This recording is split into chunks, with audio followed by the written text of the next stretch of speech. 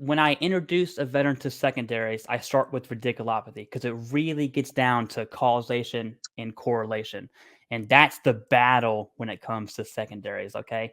So, radiculopathy is a pinched nerve in your lumbar spine. So, your lower back, you got a bunch of nerves in there. There's one called the sciatic nerve that branches out to both legs. It is extremely easy to have an x ray.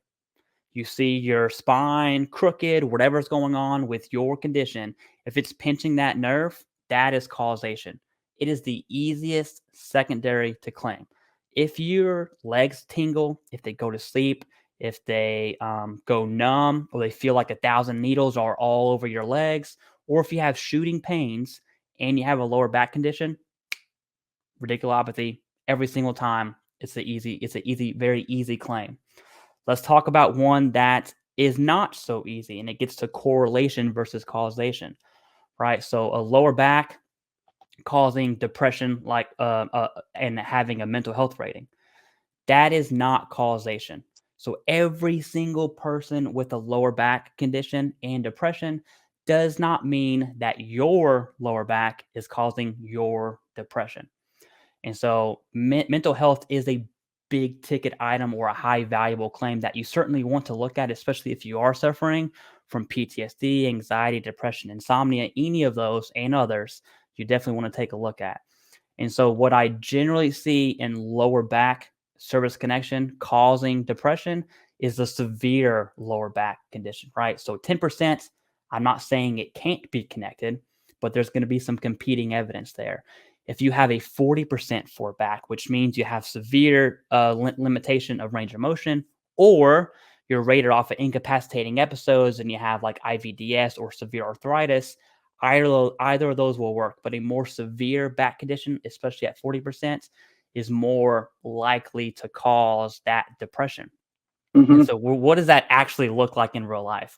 I always use the Barney style example of saying, "Hey, my son wants to go play baseball. He wants to do this. He wants to go out in the yard and throw a ball. He wants to go ride go karts. All that kid stuff, right?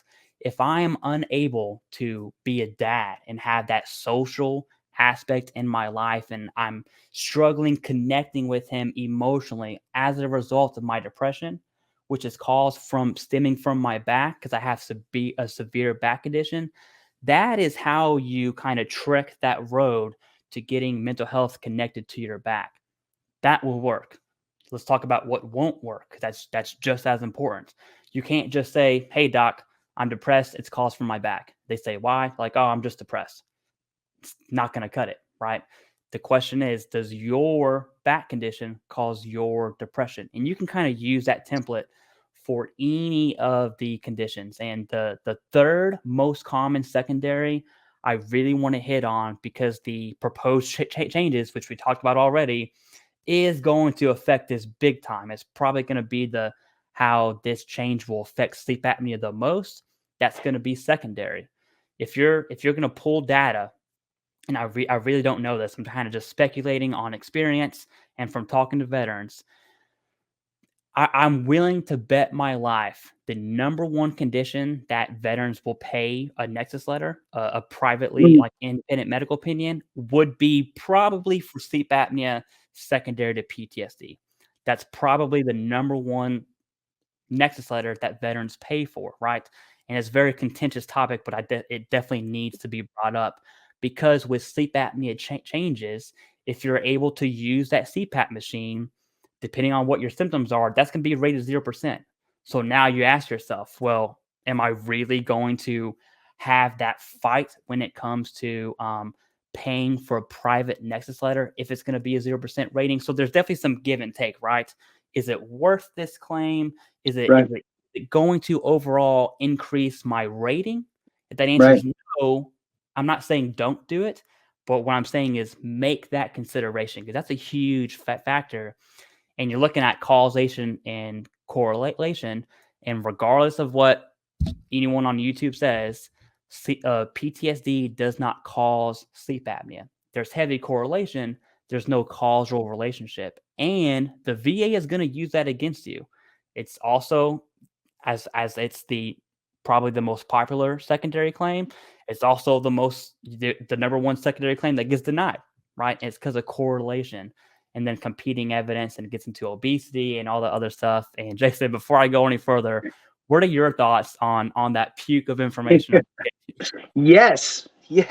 Finally, I'm so glad somebody that talked more than me. All right. So, I think that you're right on the fact that, like using sleep apnea as the example, that you need to prove it. And that's really going to go into the next kind of portion of this on how, and maybe we'll use that as an example in how you can document the evidence needed, right? Because that's very important. You can't go in blindly just throwing things against the wall to see if it sticks. Believe me, it doesn't work for your initial claims, and it doesn't work for secondaries either. There are specific things that you need to hit. Now, just since we're on the PTSD kind of area, I pulled up 5 common conditions for veterans with PTSD. Obviously, sleep apnea is one of them. Erectile dysfunction, GERD, hypertension, migraines. So those are all common secondary conditions. Does it mean that every one of those gets approved? Back to Clay's point, no, it doesn't, because oftentimes we don't even know what the hell we're supposed to submit. It's, hey, I have this diagnosis, right? I have this diagnosis of this condition, and that should be enough, I feel like, is kind of the mindset of the veteran, right? I have PTSD and I have migraines now.